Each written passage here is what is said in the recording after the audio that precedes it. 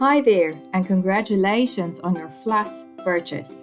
In this video, we look at how to troubleshoot your Fluss device. Always ensure that your Bluetooth and location share is on. Ensure that all of your details is completed, updated, and saved under your profile. Select the refresh button at the top right-hand corner of the Fluss app. If you want to trigger a Fluss device, ensure that you are within the 40-meter Bluetooth range of this specific device.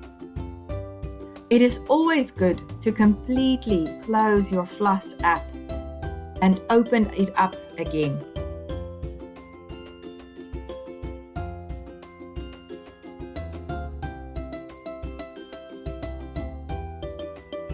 Our technical support WhatsApp number is +27 60 086 3311.